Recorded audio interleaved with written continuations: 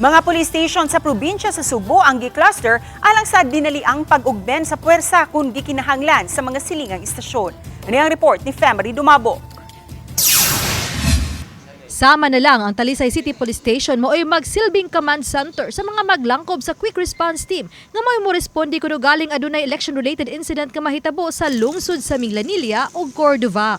Mato di Police Lieutenant Colonel Mayla Maramag nga lakip ang SWAT team sa Talisay City nga magsilbing QRT sa ilang cluster. Our SWAT personnel who will be deployed to either Minglanilla or Cordova kay divide man mi into sectors no ang whole Sugbo province, so there will be our respective QRTs.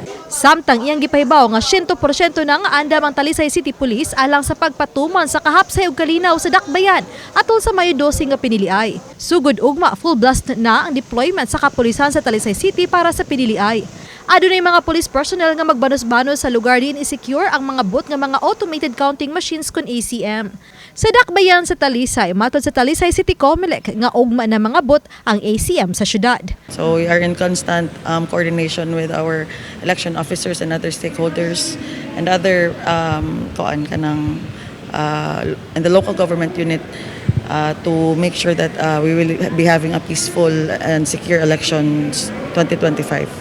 Atong Country Brigade Desk is activated na siya sa ato ang police station and the PCPs.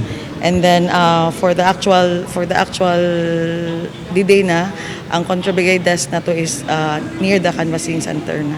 Samtang sa lungsod sa Minglanilla, ang police personnel ang gipaubos kagahapon sa seminar sa Minglanilla Election Officer kalabot sa mga dos and don'ts sa kapulisan atol sa piniliay. Di padayag na usab sa kaandam si Police Major Arieza Otida, ang hepe sa Minglanilla Police alang sa election security sa lungsod. Command system nga ako ang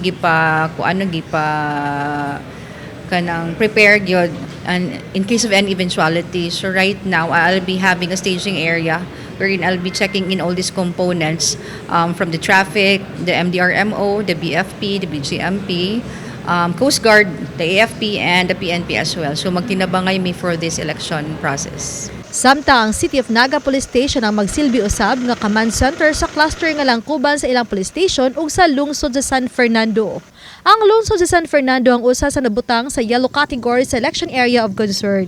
Mato di Police Lieutenant Colonel Verninio Nosirali nga wa may problema nga nitumaw may labot sa piniliay sa dakbayan sa Naga ug sa silingang lungsod apan di usab sila mukumpiyansa. We have already identified the 22 voting centers. We have also identified the personnel who will man those voting centers. We have QRTs also, or the quick reaction team. It will be from our station, City of Naga Police Station, and it will be stationed in the City of Naga Police Station, but it will cover also the municipality of San Fernando.